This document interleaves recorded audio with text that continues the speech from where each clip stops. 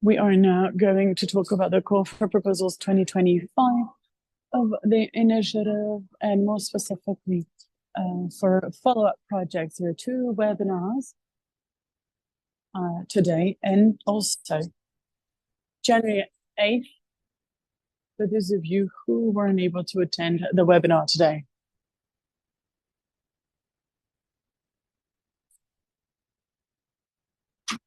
A little bit about the webinar that will last an hour and 13 minutes. So first we'll show you the call for proposals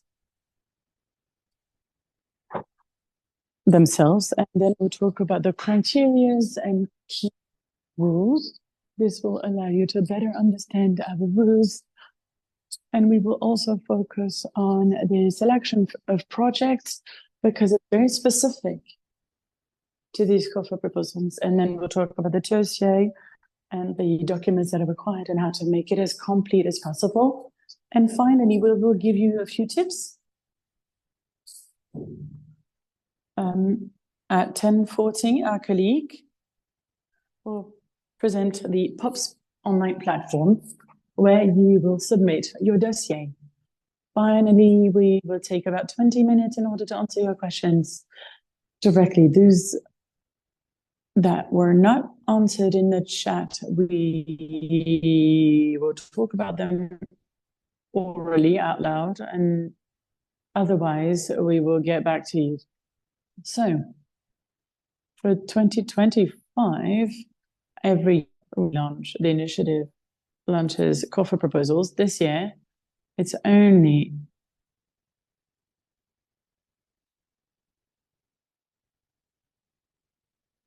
for a series of projects, and these call for proposals were launched on November 20th, 2024. So that's if you want to extend your project or if you want to scale up. So these are HSS call for proposals, strengthening a health system at all levels, from community to national level, with human resources for health at the heart of HSS. We also have strengthening the role of key and vulnerable populations in relation to HIV, tuberculosis, and or malaria to improve their health and well-being. As you may have seen it in your newsletter, but also on the website of the initiative, these calls were published on the POPs platform, on the initiative website, as well as on the newsletter. You have a link that takes you directly to that platform. And on that platform, you can do several things. You can download the consultation dossier, as well as the application pack and guidelines. You can submit online your application and ask your questions until January 14, 2025. At noon, we will answer your questions directly on POPs, and note that questions and answers are public, so everyone and anyone can have access to them. And now I'll give the floor to Yasmina for more details about the call for proposals. As you may have heard from the initiative team and your partners, whom we have told you about this new feature, which we've launched this year for next phase projects. We'd identified this need amongst the projects that had been submitted over the past few years at the initiative. We'd noticed that there were more and more next phase projects, as we call them. So phase 2, phase 3, phase 4 sometimes. So extensions of projects or follow-up projects that used to be funded by the initiative, for which we realized that over time, when funding were coming into the initiative, there was a need to also have a different treatment of these projects, because at the end of the day, they have quite different characteristics to the project that would be submitted by a lead applicant whose first experience it is with the initiative. And that is why we also wanted to meet several needs. We wanted to better highlight the characteristics of these next phase projects. And for that, we come up with a definition so you could see whether you think this definition applies to you.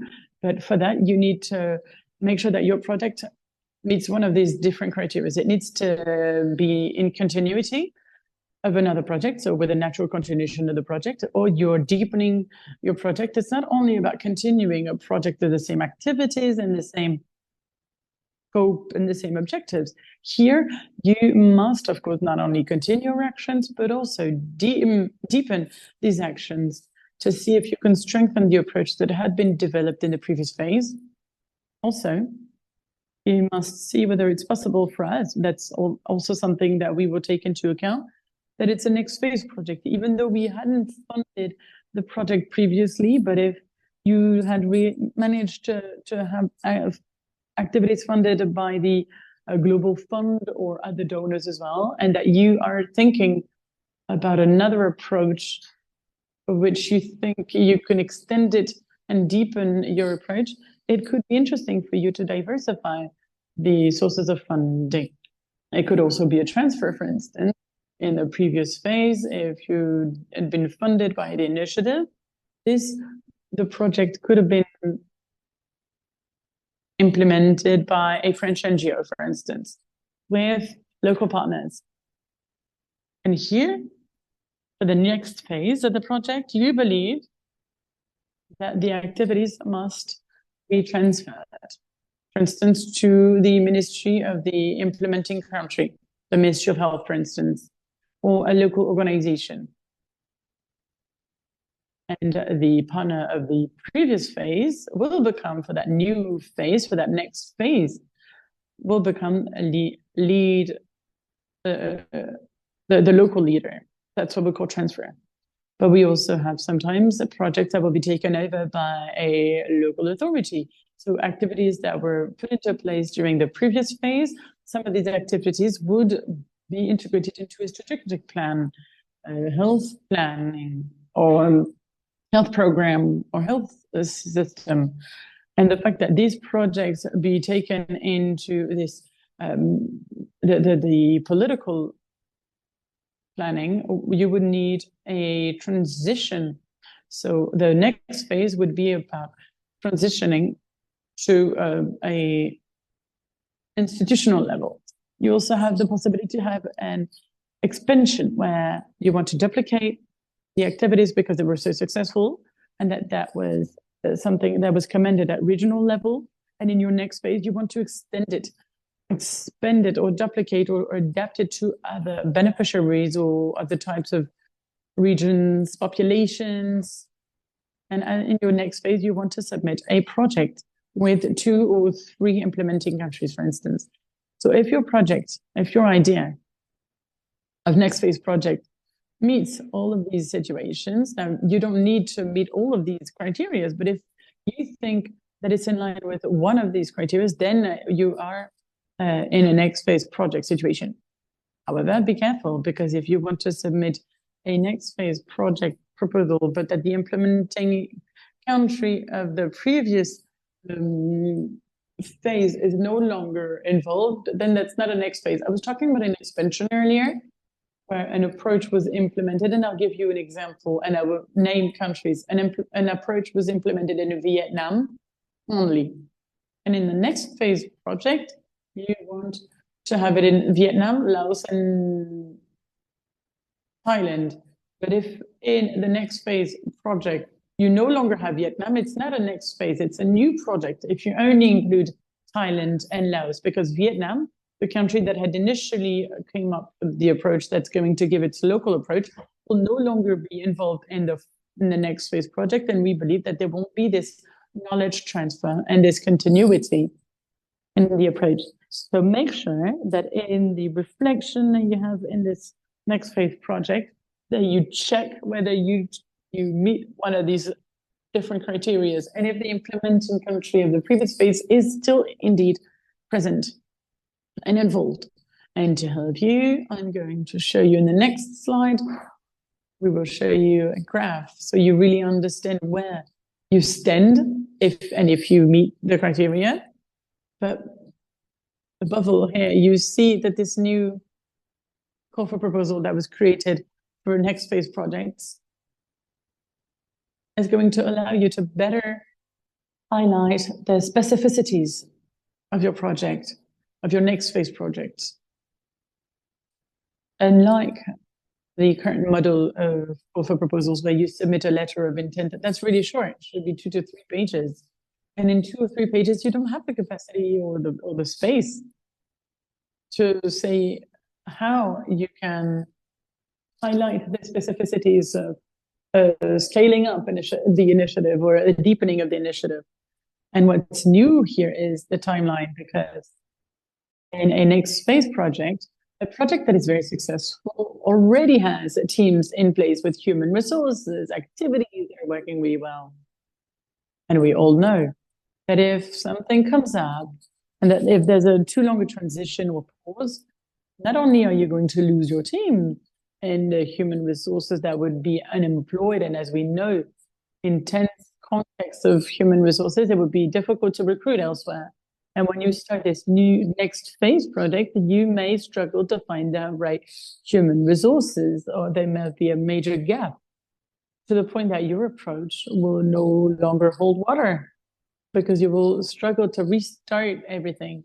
And what we want with this very short timeline that I'm going to show you in a minute, we just want to make sure that we reduce the time between the submission and the selection and the possibility to start the project. That's only possible because the specific type of project that you have already gotten funds for in the past through the initiative, that we know you in a way, and we can testify, we can vouch for your capacity to manage projects and to implement actions and activities. So there's no reason why you would be submitted to the 2 traditional steps. So the letter of intent, for instance, and we don't want you to work too long or too hard on a dossier because we don't know whether you'll be shortlisted or not, because there's such high competition for new projects that we can't ask you for too much. But in a next phase project, there won't be as many of you compared to traditional projects. There won't be many of you to ask for a next phase funding. So the assessment and selection phase will be shortened on our side. And as I was saying, what we've done is that we redesigned everything, all the documents that you have to explain your project on. So we used to have a letter of intent and then a full dossier, and now we only have one dossier, which is called the concept note, where we ask you to write a concept note. It's a 10 to 15 page note, 10 to 15 note that will be only dedicated to you highlighting and presenting the outcome of your first funding, the first phase. And above all, and that is really the heart of this concept note, is how can you justify why this next phase is necessary? Again, it's not only about continuing your project and just give you a new fund so you can continue your activity and your approach that was maybe very successful, but that's coming to an end. It's not only about continuing it. It's not about topping up your funding. It's about starting something else. It's about having a new approach that will rely on the success of the previous phase, but this is a new project. So for you, you need to be able to justify the necessity of this next phase, because it's not obvious. Even though this was a very successful project, the next phase must be justified. And this concept note, we've changed the assessment grid that comes with it, because obviously we are not assessing a new project that is going to be submitted by a lead applicant that's never got any fund from the initiative. We're not assessing a letter of intent that's 2 or 3 pages long in the same way that we would assess a 10 to 15 page concept note where a lead applicant really did the work to justify the necessity to have an next phase, and to justify why their approach be replicated, extended, or transferred, for instance, into a national policy. So this is the graph I was talking about. Let's do the drill together. We're here at the very top. Let's ask ourselves the following question. Is this an intervention project? Why do we ask that question? Well, because it cannot be an operational research project, because operational research projects are excluded from that system, because OR projects, we believe that they cannot be, given the nature of operational research, once you've tested a method, then it must be passed, it must go into a traditional intervention project. However, it's possible that as part of an operational project that was funded in the past, you can probably present it as a traditional project for strengthening of health systems or to support vulnerable populations. And then again, we would find ourselves in an intervention-based project. But if in the past you've had a operational research project that was funded in the past, and that you'd like to get funds for a next phase, it is possible, however. You cannot have two operational research projects after the other, a traditional operational one, and then a next phase, because it doesn't exist. Operational research projects must go through the traditional project system for new projects. So if you are an intervention project, then you say yes. Is it strengthening health systems or the role of key populations? If yes, and if it's the first time that you get funds, and if the project is implemented for the first time with the financial support from l'initiative, then it's a yes. Then you meet the criteria, but only for traditional offer proposals. And for that, I invite you to follow the webinar on the 7th of January or watch the replay from yesterday. But if you've gotten funds from l'initiative and that it's not the first time that this approach is funded, then we can consider that it's a next phase. As this next phase that's been funded includes the initial implementing countries. I was saying earlier with Vietnam, for instance, Vietnam is not included, then you go back to the traditional project. But if I give you the example of Laos, Thailand, and Vietnam, and that Vietnam is still part of the implementing countries, then this is a next phase project category. Let me give you another overview. And again, I insist on the operational research project. If this is not an operational research project, and that it is not an HSS or VP project or a new project or next phase project, then the call for proposals of l'initiative are not targeting your approach, and we therefore invite you to look at the website of the initiative to see that whether there are other systems that could be more in line with your needs, maybe to also reach out to the technical support teams to see whether there are other systems or programs that could be aligned with your needs. And now there's only, like I said, only one phase. We used to talk about phase one with the submission of the letter of intent, and then phase two, the full package. Now we only talk about one phase because, as you'll see, what's in orange is actually not a phase because you're already selected for that phase. Let me take a look at the chronological order. Right now we're in November.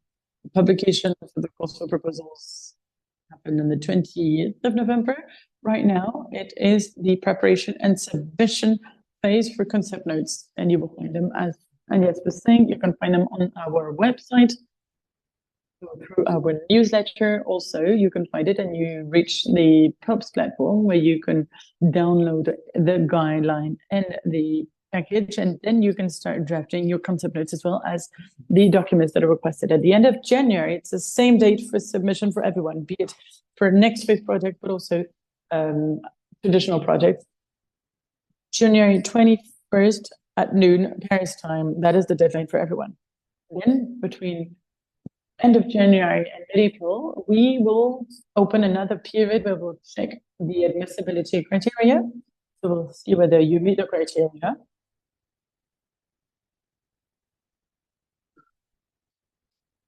we start assessing your concept notes and the selection committee. There's no pre-selection committee because by mid-April you will be selected.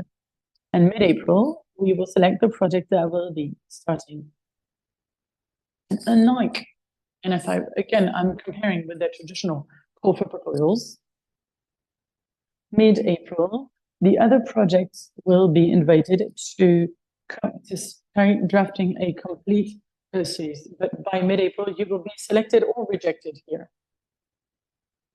But if you're selected, you will receive a notification telling you that you can sign the contract. So mid-April, end of April, we will select the projects. And that's when the period another interesting period that will start, that will allow you to start working with the support of the initiative team. Because of course, mid-April, you'll be selected based on a concept note. But a concept note is not a full project, obviously. It's not a ready-made project that can start tomorrow.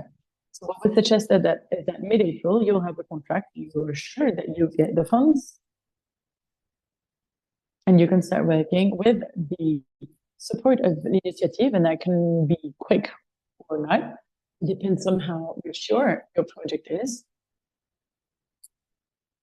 But it is possible that in your mind, you already have everything, the plan, the detailed logical plan, the indicators, already thought about your change plan. So, but if it's not the case, then you will work. It's okay. You'll work with the teams of the initiative, and you will start coming up with everything that you need to implement the project in the most secured way possible, and the most rigorous way possible for you. But I insist, by mid-April, once you're projected, you will right away have the possibility to have the funds. That means you are guaranteed to get the funds, and you will sign the contract. Then you will finalize the latest details with the teams, and then you can start the project. There is a constraint, however. Latest mid-December the same year. So for instance, right now we're talking about the call for proposals 2025. So by then will be mid-April 2025 at the latest. You must have started your project by mid-December 2025. So we give you some time between mid-April and mid-December 2025 to start and to get the support from the initiative team. But mid-December is the deadline. All the projects that are selected as part of the 2025 call for proposals for next phase project must start at the latest on for mid-December 2025. So in the concept note, it means that you have a plan of activities, even though it's not fully submitted, but you must already start projecting into an activity plan that can start mid-May and at the latest mid-December 2025. So it's fast, you see. It's different from what we call traditional call for proposals, because these call for proposals are only selected at the end of September 2025.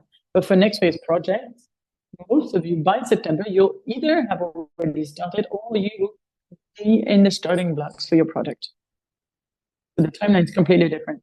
Now, the eligibility criteria. For next phase projects, the criteria are the same.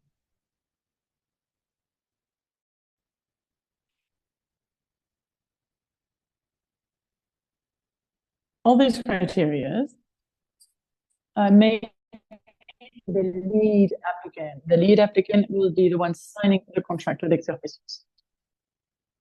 And I assume that if you've already had funds from the initiative, you're already familiar with the eligibility criteria.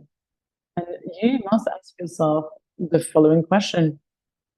Is this, if you want to transfer your initiative to a local partner, for instance, the next phase project, then you must make sure that the lead applicant have legal presence for at least 3 years in one of the eligible countries plus France. Legal registration, what does it mean? It's not just license to operate or organization, registration as an NGO or international NGO in the country. It's really about having your board of directors and your decision-making body within the country, hosted in the country, one of the 38 eligible countries. Let me give you the example of an American organization whose headquarters in the US, but that has a license to operate for 20 years, maybe in Cameroon. They still don't have any legal presence in Cameroon for us, according to the eligibility group. The partners of this lead applicant must also have legal presence for the same definition, which means that they must have their decision-making body in at least one of the 38 countries eligible percent. But unlike the lead applicant, there can be an exception. You can have partners that are not registered legally in the 38 eligible countries.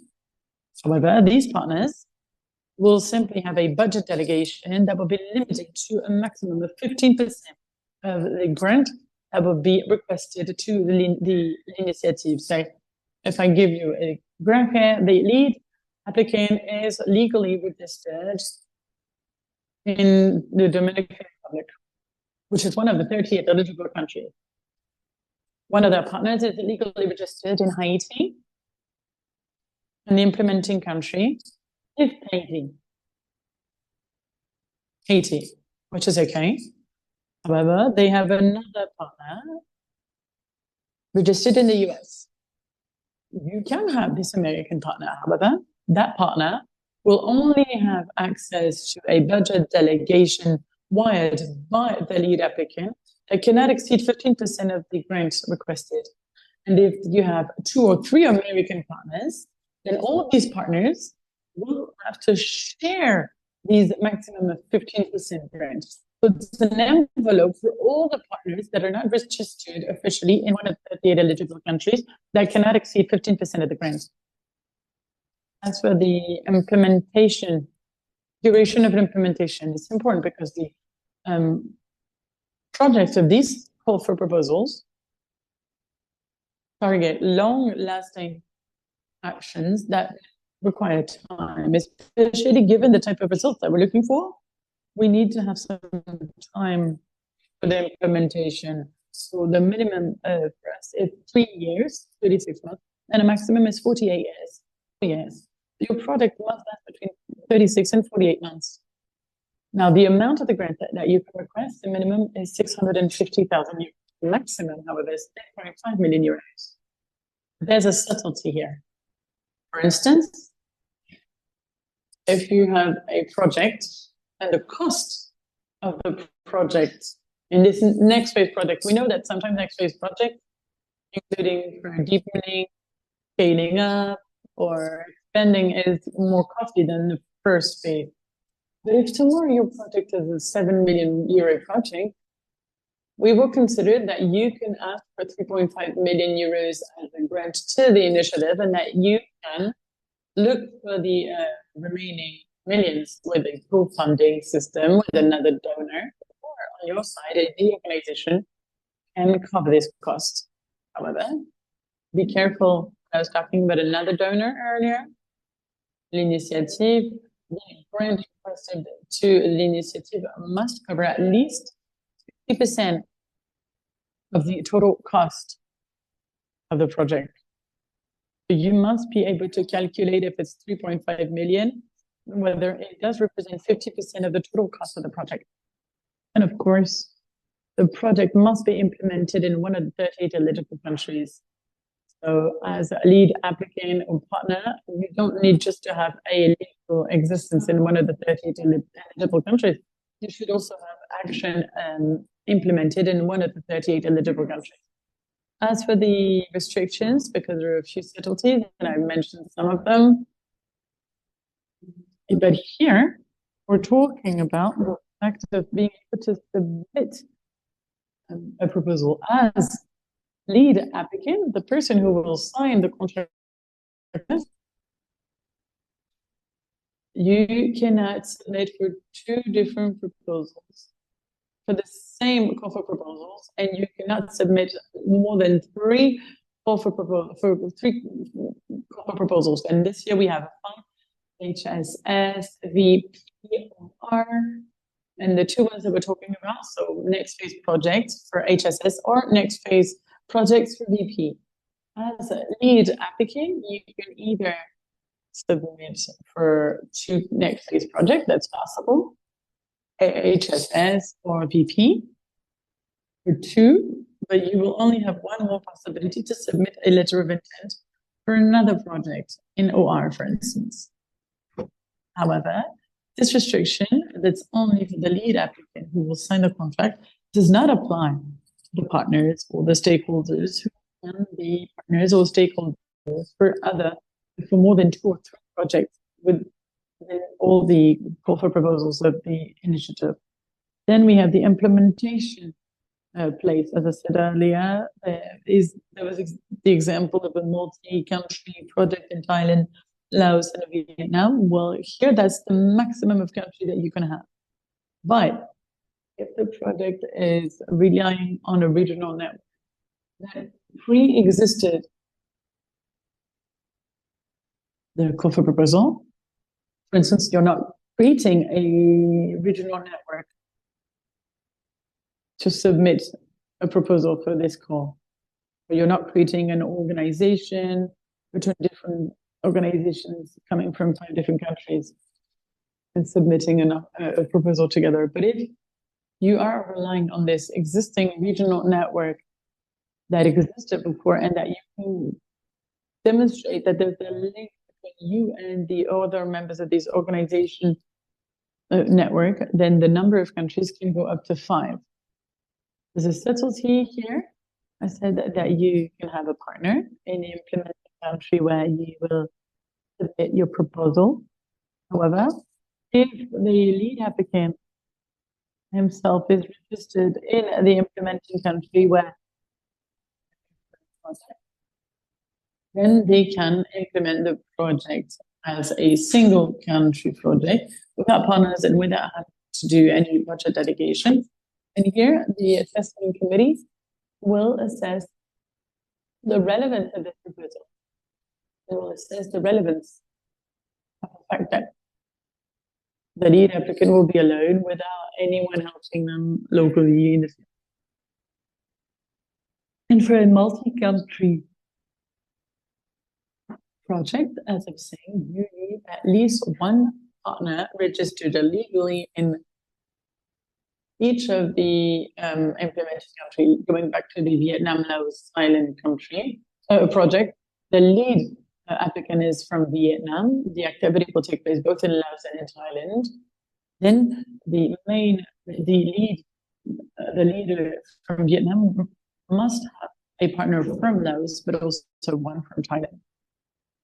As we said earlier in the introduction, of course, you must not forget systematically that for a next phase project, you must have the initial implementing country, in the previous project, also present in the second project and the next phase project. But because if you remove the first initial implementing country, then it's not a next phase proposal, it's a new project. Funding and management capacity. This is something that you should be familiar with if you've already gotten funds from us. But based on your financial report, we assess it must be the financial report from 2023. It must be an official document with in a complete document. We look at your costs and expenditures for this year. We see if the total cost of the project does not exceed 70% of the amounts of your expenditures for 2023. So if it's possible that when you send us these documents, to make it easy for us to assess your eligibility, make sure, for instance, that you fill out this amount of your expenditures for 2023, because then that is the figure that we will check and that we will look for in your financial statements. And we know that financial page documents or accounting documents, they can be complicated. So feel free to tell us where we can find the information that we're looking for and how you've calculated it. to assess your eligibility. Co-funding now. Again, I think that you are familiar with the fundings of the initiative. Co-funding is not mandatory, however, it is for lead applicants who have costs and expenditures above 5 million euros a year. We often talk about a ministry, a public ministry or university, for instance. When you give us the financial statement, of course, it's not possible for you to make the distinction between the department that is going to submit the proposal from the rest of the ministry. So of course, the expenditures may be higher than 5 million euros. And in general, when you are in this situation where you must have a co-funding that will have to represent at least 10% of the total amount of the action. And earlier I was talking about another example. But if you have a total amount of 4 million for an action and you're asking for 3.5 million euros to the initiative, we can't ask for 100%. You must request no more than 90%, because as part of your co-funding must represent at least 10%. If you to take a look at the guidelines, but we've added a lot of tips on how to assess co-financing, cash and in kind, and we have a lot of different examples. In the Q&A section, we will probably talk about it again, but yesterday we got a lot of questions on whether we could consider that funding from the Global Fund, for instance, or co-funding from the Global Fund could be considered as a co-funding. We'd have to see it on a case-by-case basis. You'd have to tell us in detail what is the co-funding from the Global Fund. We will have to be cautious. We can't give you a global answer as to the fact that the Global Fund could be a co-funder. We'd have to look into your specific cases. As for traditional projects, we're probably used to sending the letter of intent. It's not printed. We know that you must simply give evidence once you submit your full dossier, your full proposal. But here for next phase project, if you submit your project in January and that you don't have the possibility to give us evidence yet of your co-funding, it is possible that in April, when we select your project, maybe, then the committee may make it a condition, telling you that this is a condition and you are selected, providing that you're able to prove that you secured your co-funding. Going back to the timeline, April 2025, we'll select the project, and again, the fundings will be granted, and this is a condition where you have to prove that you have co-funding. And we're repeating the selected projects that will be funded. We'll start the development phase for the project with the support, direct support from the team of the initiative.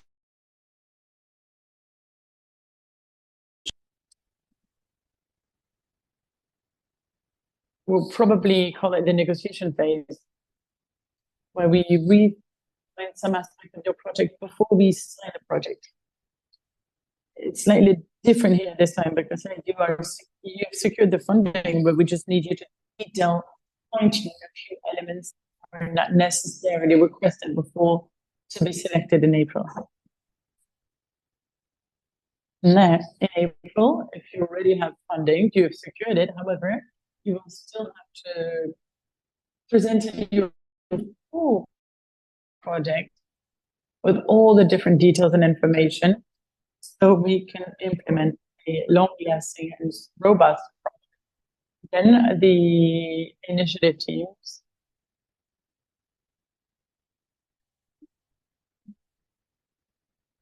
will present your project with a non-objection opinion to the steering committee by December 2025, so you can start your project right away.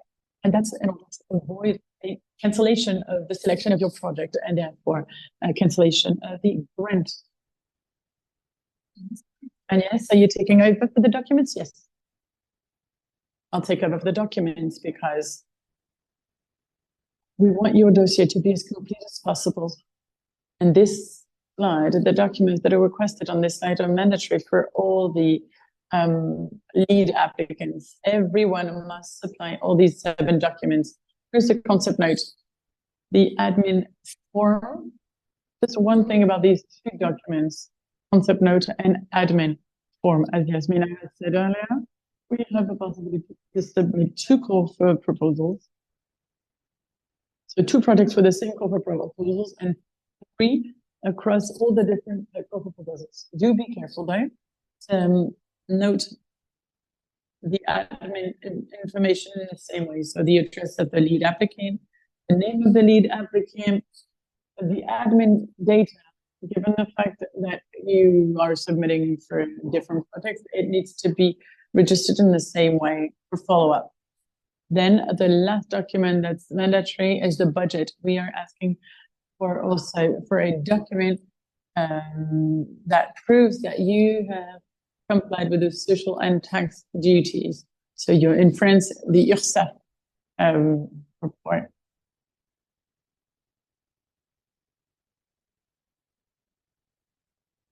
And then the financial report for 2023.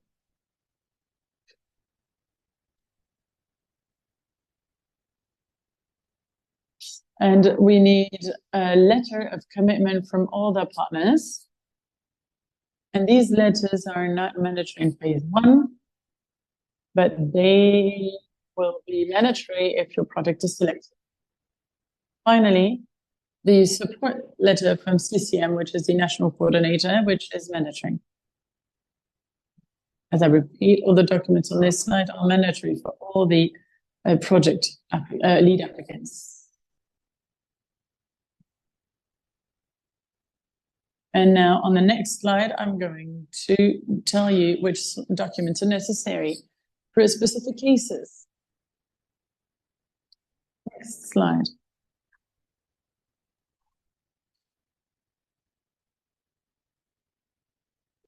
These are the mandatory documents for everyone, but these documents should be sent also by the lead applicant in case the lead applicant is different from the previous phase.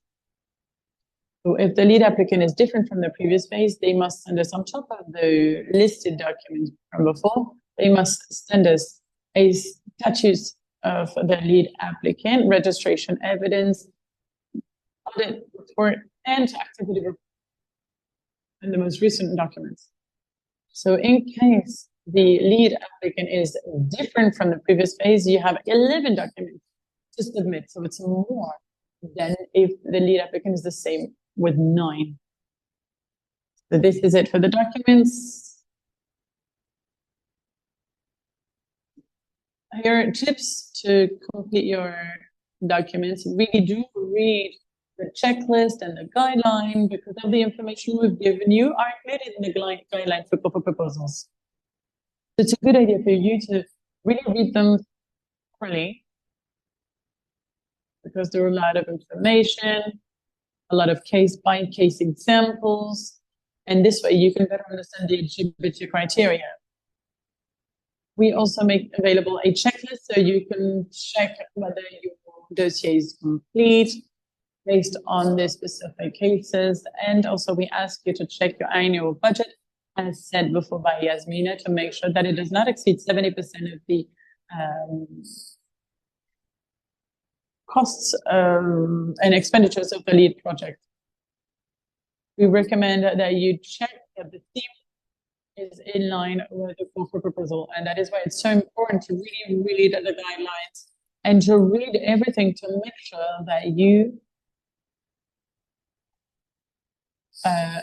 comply with the eligibility criteria and that you really take them into account. And then finally, as you probably understand, this is a call for a proposal that is extremely competitive. Every year we get a lot of applications and high quality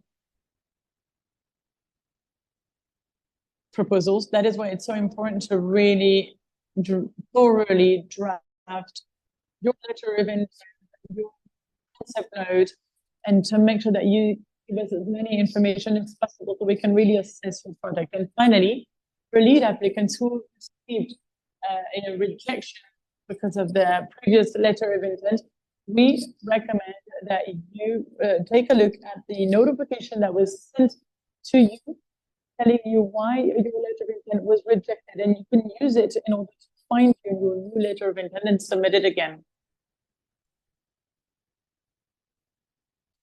Thank you for listening to us. Now we will move to the presentation of the POPs online platform.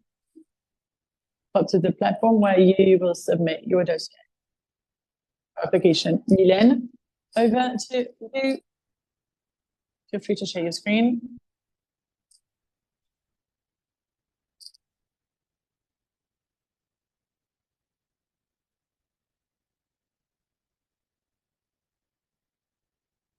We can see you. Hello, everyone. I'm going to move to the platform where you can find the information on the call for proposals.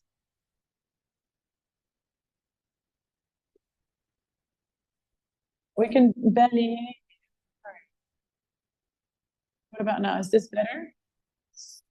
So we'll start with the website of the initiative. So next phase for strengthening of health systems. Here you have a definition of the call for project, and you have for call for proposals. You have information, closing date, etc., and all the information you need to access the platform. And now the information sheet about the you have the Expertise France logo.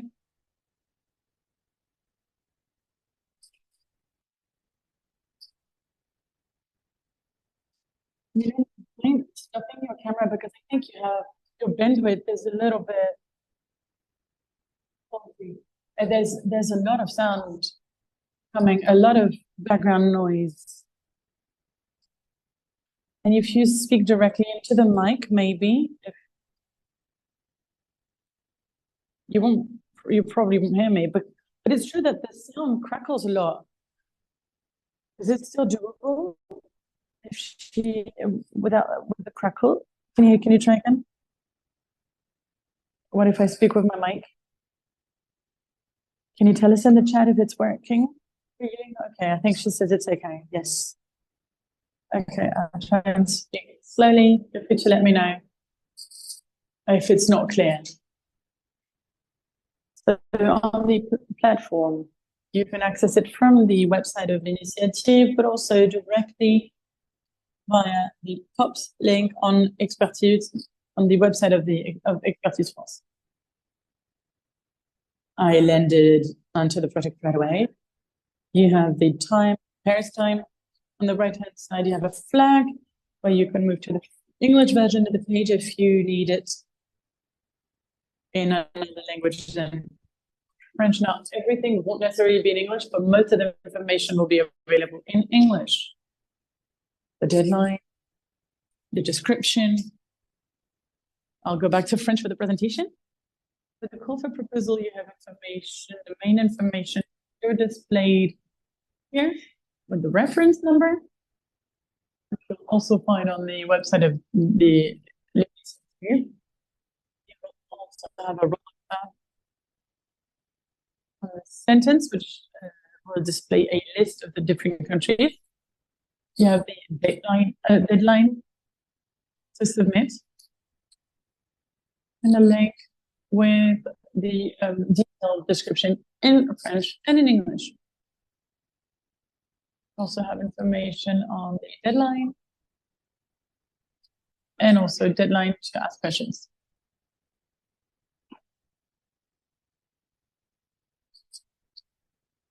You also have access to a inbox tab and downloads or uploads. Here you can upload or download the documents of the consultation without registering. I've done it before, so you should still populate a 3 information to download it, so we can reach out to you if necessary. We also have the consultation package that is available, but to download it, you must log in, you must have registered and be logged in to be able to download it. The consultation dossier. On the left-hand side, you have different elements that will allow you to access a tutorial, videos, guides. You have a test where you can test your submission. You can simply test a submission. You have different tools and softwares that are made available, for instance, if you need specific tools to open document. You have a help tab as well, where you have guides and including a tutorial, a video that's a 2-minute video that tells you how to submit. Very quick, very user-friendly, very easy to understand. In the help tab, you have access to the customer service, contact numbers for friends, but also if you're calling from abroad or from outer territories. And you have email addresses for the support team that can assist you should you have any issues. I'm now going to show you how to create an account on the POPs platform. On the right-hand side at the top of the screen, log in. You already submitted a call for proposal to a corporate proposal from the initiative. You reuse your login and your credentials. Otherwise, if you're a new user, you need to create a new account. You need to populate the name of your organization, contact number, and information. Here you have an acronym that you need to populate. It's optional, however, it's highly recommended because it makes it much easier for the Expertise France team to follow up on your application. You have a national registration number, nationality, status.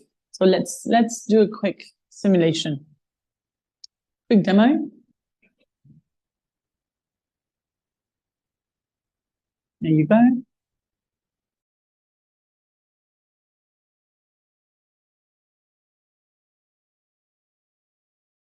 And here the status of the entity, if you're an NGO, civil society organization, international organization, public entity, or other. Official address, city, country. You have a drop-down menu for the countries, so France. Moving on to the next phase. You need to populate all these fields to indicate your identity as a lead applicant. Name, first name, job title, email address. It's really important to include an email that is valid, email address that's valid, because this way you will receive the notifications. You need to have not many security filters because that's where you'll find your ID, your login, your credentials, etc., and your notifications. You can choose the language in which you want to receive the notifications. English, French, or Italian are available. You have a CAPTCHA as well. It's just a security feature that you need to populate and validate.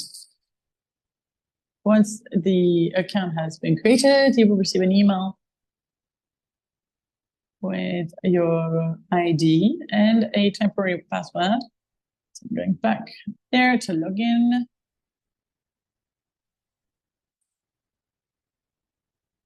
Connexion. careful in emails. You can sometimes have spaces before and after your password, so be careful to remove them. And then you need to change your password. And I put here the password that I've received via email, and I will change it.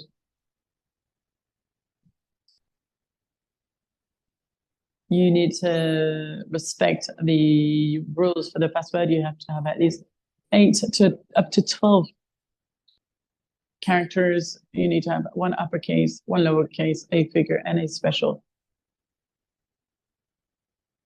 character. Password has been modified. I have an account that's been created. I can now submit for the call for proposal. I can also click on the Expertise France logo. I will land on the list of consultations that are currently open and ongoing. This was this reference for the next phase project.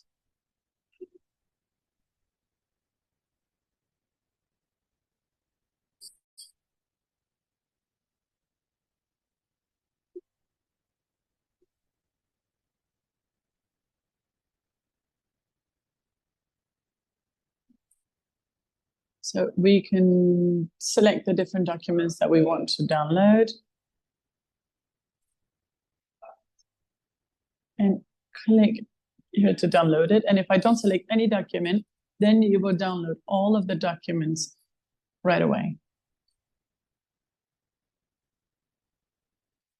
You also have a Q&A tab that will allow you to ask a question to l'initiative.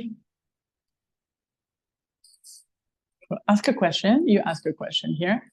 We suggest avoiding giving too much information about you, so people can't identify you. This way we can publish the question and the answer to your question. We can also add a file, join a file. However, no more than 20 mega. So check the weight of your document that you want to submit as well if you have questions. Here you have the list of Q&As that were published by the initiative.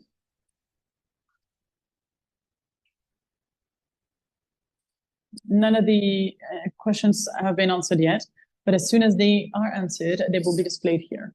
There are 3 questions that haven't been answered yet. Here, you have your inbox tab where you can receive messages from l'initiative personally and directly. And now on to submission for this call for proposal. A few tips. We really invite you to carefully prepare your submission ahead of time, to not wait for the last minute to submit.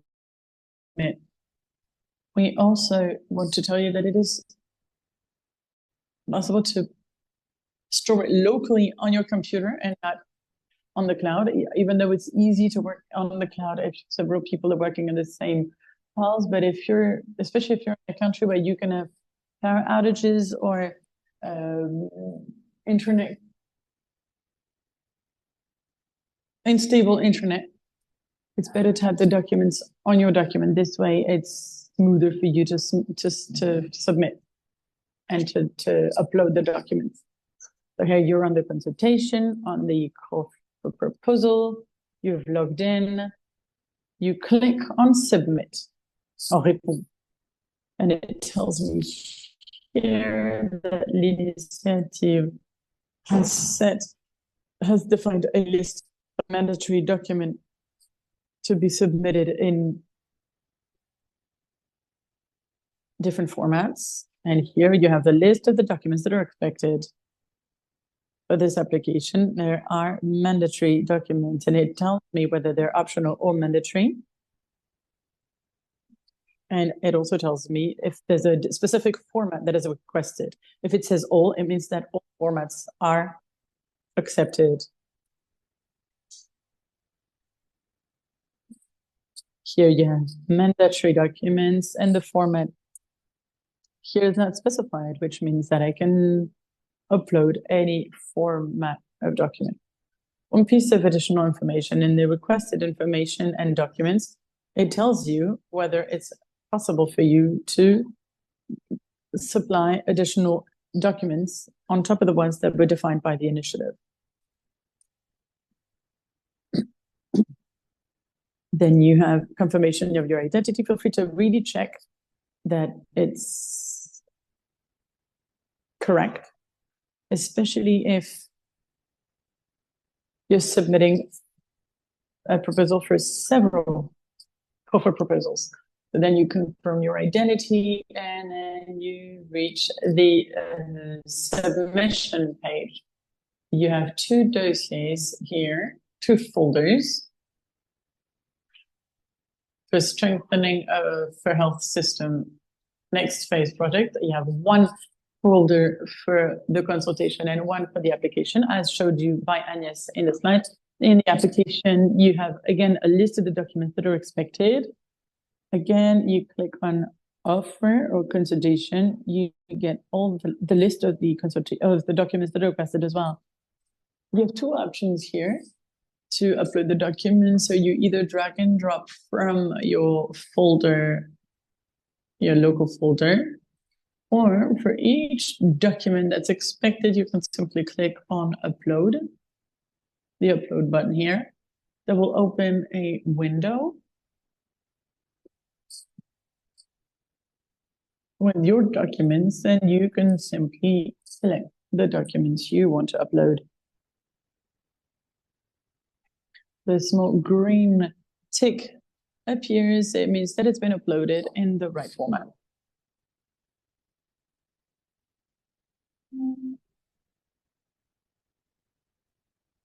And I submit here the documents.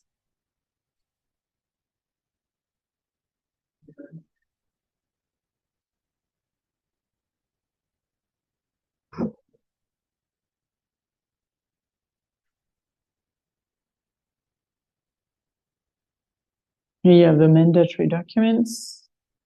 I'm going to add one more document that's not part of the documents that are expected. Drag and drop. Here you go.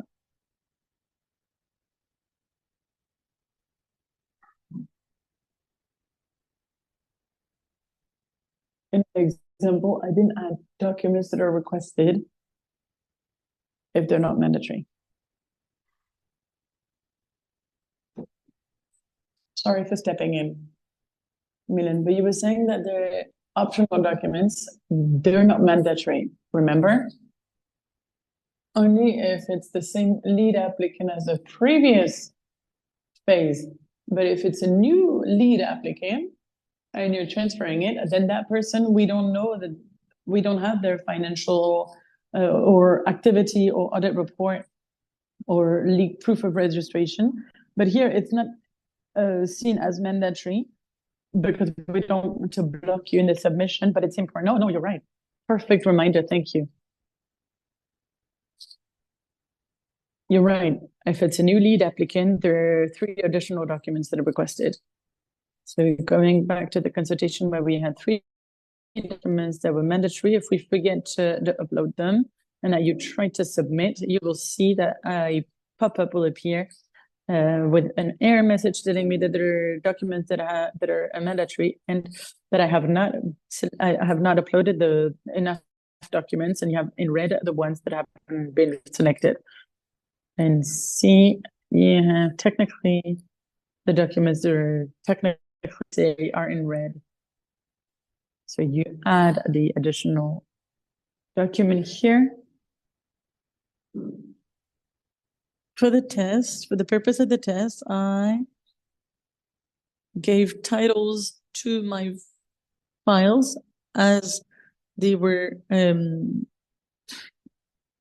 named in l'initiatives list of expected documents, but it's not mandatory. It's just to make it easier for us in the test. We can also add an additional file. I told you that I can do it via a drag and drop, or I can also add it here. Same, it opens my local folder, the one that I've used earlier, and you can add an additional document here. Other action buttons are available. Preview. If you want to check that a document that you've just uploaded is the right one, you can click on the document and preview it. I'm not going to show you the document here, that's pointless. But you see, you downloaded it again, the one that you've just uploaded, to check that it's the right one. If you've uploaded a document that you don't necessarily want to send us, which may happen, then you can simply remove it. If you got confused in the mandatory documents and you want to change it, all you have to do is remove it. And again, you upload rather the right file. You can go back, check, preview several times, add documents, modify the documents.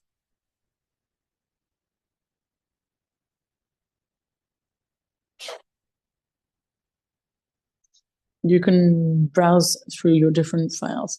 Once you've uploaded all the documents that you wanted to submit, once you've done your verifications in the application and the consultation folder, you submit on deposit, and you click on the deposit button. And that's it. Here you got a message. Operation done. It has been submitted, and you have the possibility, and we suggest you do it, to download the recap here of the submission. It's a PDF document which recaps the title of the call for proposal, which is submitted a proposal with the reference number and the different documents that you've submitted. A technical reference. This way, if you need to give it to the assistance team, you have it here. You can go back to the landing page where you will find in your account, you see the ongoing consultations, which are the ones that are for which you've submitted a proposal and that for which the deadline hasn't passed. So we see here the call for proposal for which I just submitted. And you see also the past consultations for which I've submitted a proposal, but for which the deadline is passed. In my account, I can also find a favorites tab. And here, all you have to do is click on the consultation and the star. You save it. This way you access it directly by clicking on favorites when you're logged in.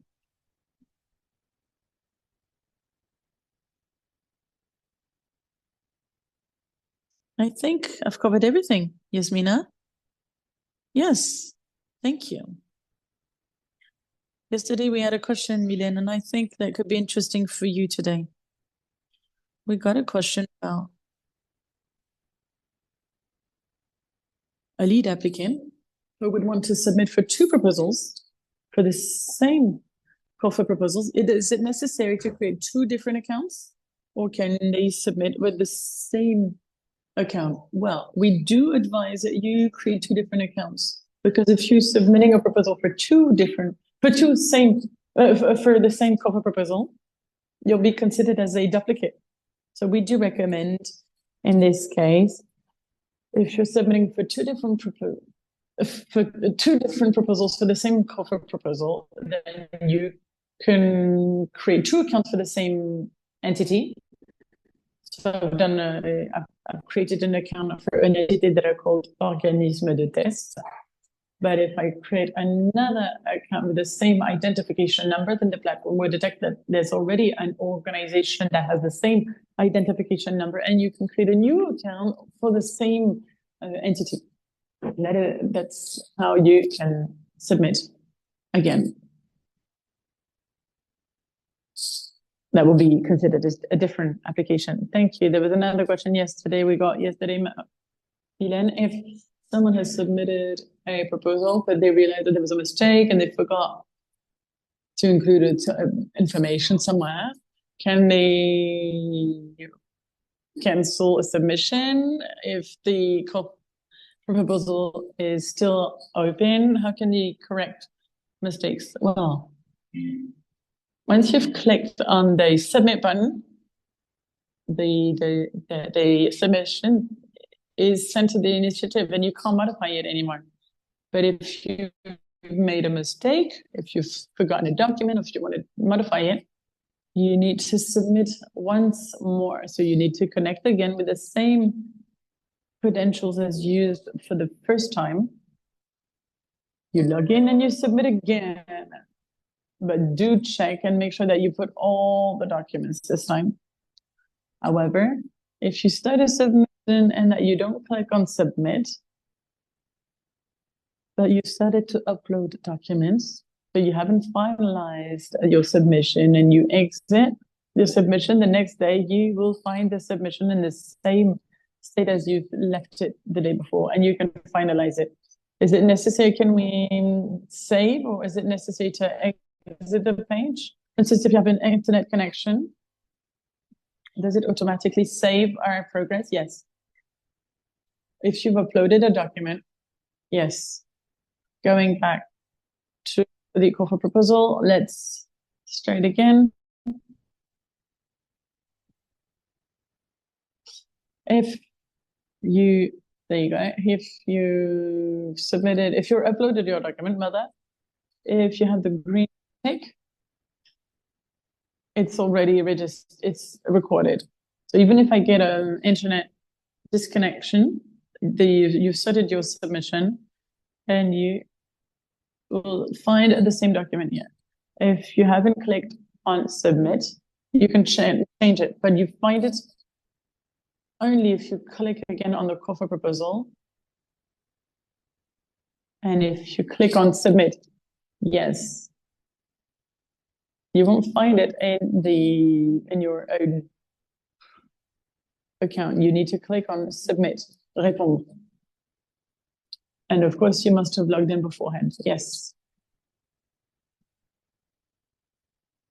So here you see the submission for this user. And you said earlier that it's possible to submit another application if you realize that you've forgotten something.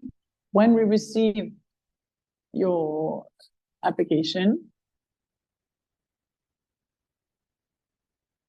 when we see the date of submission, automatically we only take the last dossier, the last application that was submitted. So we ignore the previous submission because we only take the latest version of what you've sent.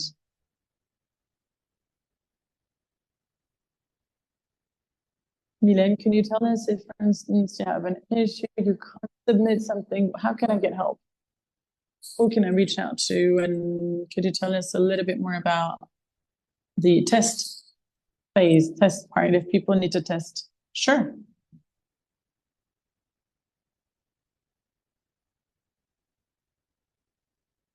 On the left-hand side, you have different tabs. You have the test feature. It's available at all times. You must be connected to the internet, but it's available at all times. So you can test it. And you find the consultation here.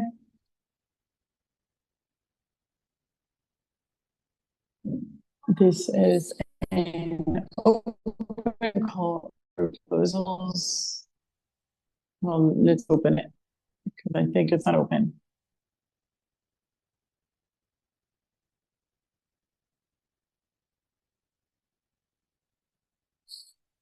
I don't have the submit button. Okay, we'll change it. It will appear, but it's just to show you that that's how you test your interface. You can upload as many documents as you want. There's no limit. You also have the Ed menu where you will find documents, or help rather, Ed, guide, quick submission guide.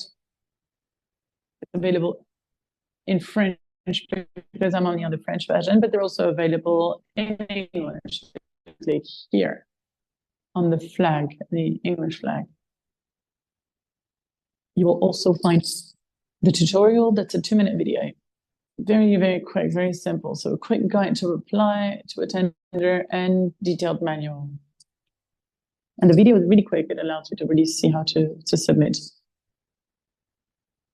In the Ed for help tab, you have access to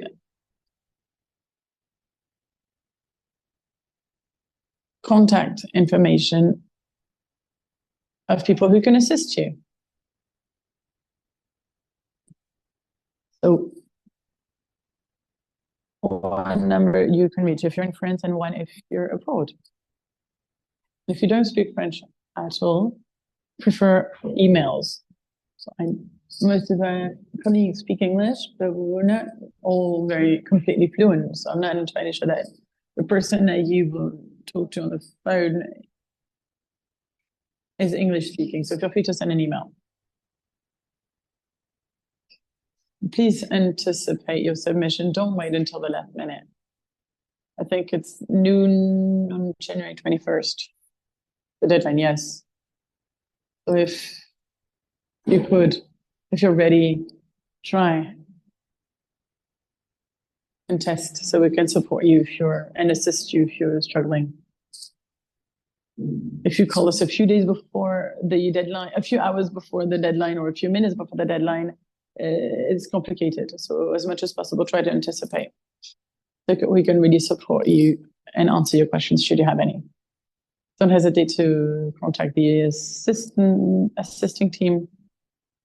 They're available from 9 to 6 p.m. from Monday to Friday French time or Paris time. Both via email, it's possible as well. They will answer as quickly as they can.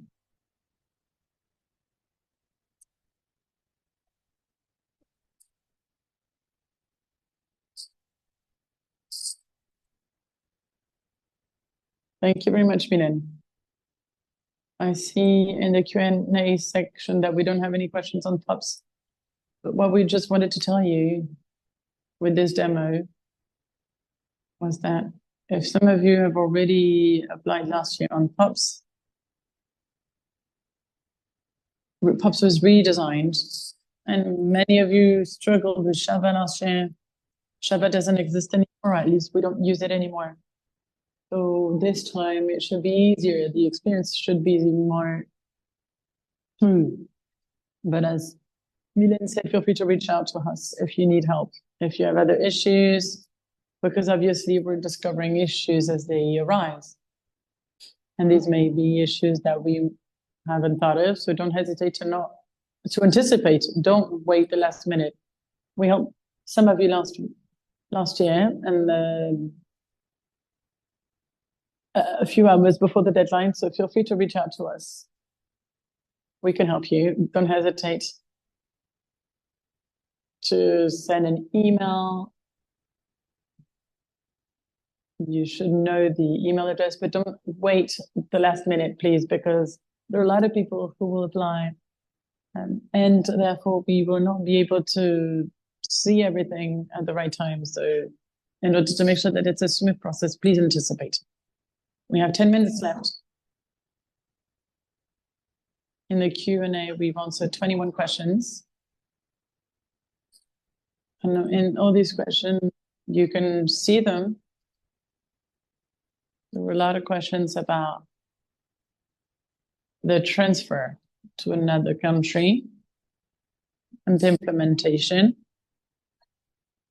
and whether that is an eligibility criteria. But I can say that if you're transferring to another country, you must make sure that the implementing country for the previous phase still be part of the project.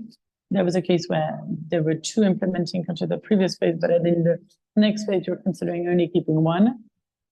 Again, it's still eligible. However, if you want to expand the project, even though you're keeping the same project at the first phase, but that you want to add 1 that is not eligible, then the project is not eligible, or at least the funding cannot cover the countries that are not eligible, even though within the project there are eligible countries. Then we had another question. Some of you are asking if governmental agencies and entities, including universities, can be lead applicant. Yes. There's no limit on the format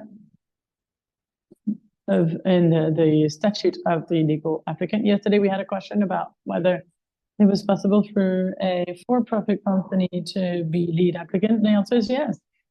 If it makes sense, if it's justified, and if the company played a role in the previous phase, and if it's legitimate and interesting to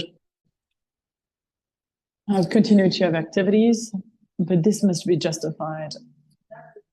Finally, there was a question of whether if your project was still funded, but that it will end in 2025, 2026.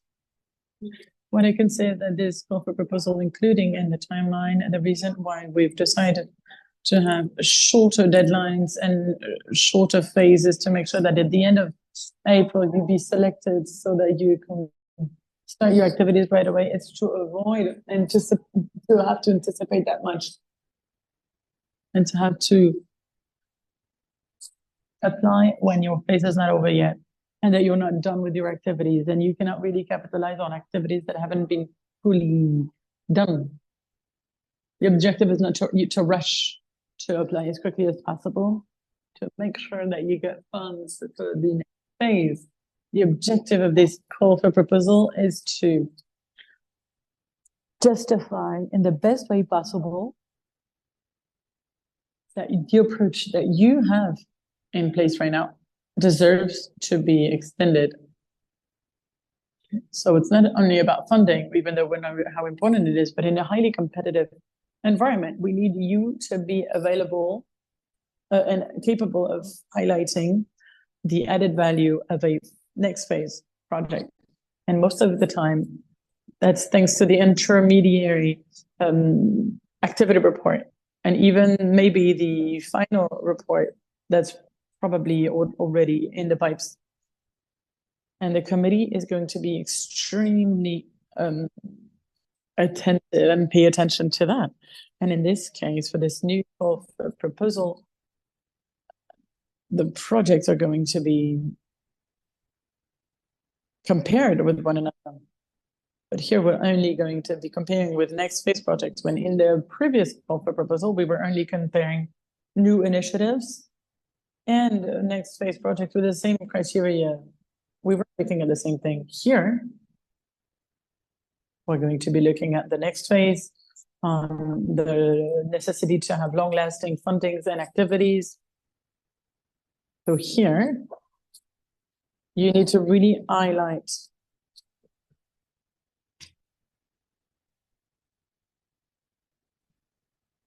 what requires continuity based on assessments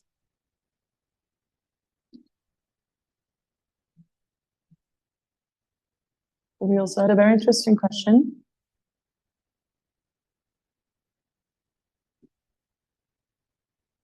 on OR, operational research.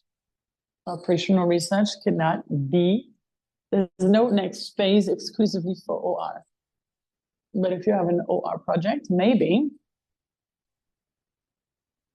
in this case, if you want to target another population, you either submit it as part of the traditional OR call for proposals, knowing that this year the theme is resistances to antibiotic medication, etc. So either your project is in line with this theme, or you capitalize on your research in OR from the previous phase, and maybe will you be able to start a strengthening of health system and capitalize on your OR project and keep, that's for the call for proposal HSS, part of the budget that will be dedicated to OR, but it should be minimal compared to the previous phase. It must be a maximum of 15% of the budget allocated to OR. So you need to make sure that in your reflection, you have this in mind. Otherwise, OR would be a new project for us. So you may have to submit a new concept note with your desire to do new OR. And in April, the committee may say, well, this is not a next phase, it's a new project. And they may send you back to the traditional project process. And maybe in April, you may not be rejected. However, you may not be selected as a next phase project, but rather we will ask you to develop this time a full comprehensive project in one way or another. Again, if it's OR only and that you're not part of the resistances team, then you will be excluded because it's off topic. But if you only want to do OR and it's in line with the resistances theme, you may stay in the call for proposal, but in April, at the next phase project, you won't be selected. However, you will have to submit as if it were a new traditional project, and you will assess in September. So be careful for OR. It's 27 past 28 now, so I don't want to take up too much time or ask other questions. Anyway, we still have 3 questions here in the Q&A section, and we will answer them. We will we'll send the answers and publish everything. Publish the 27 questions we've answered. We will all add them to the website at l'Initiative, and you will also have the recording of this webinar, as well as the one from yesterday. If, for instance, on top of a next phase project, you're interested in submitting for a new project, a traditional one. So by the end of the week, everything will be made available on the website, on the funding a project section. You'll find everything available. We also have a person who said that interrupting in English was really good. So I just wanted to thank Jessica for that, who is working right now. She's in her booth and she can't really take the floor. Thank you very much for your questions. Thank you, everyone.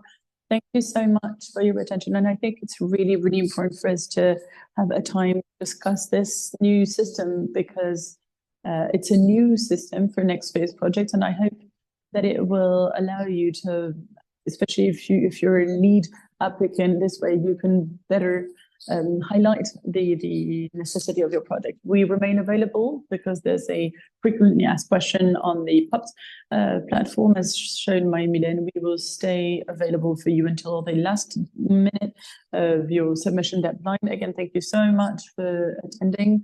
I will talk to you very soon. Thank you. Have a nice day. Bye.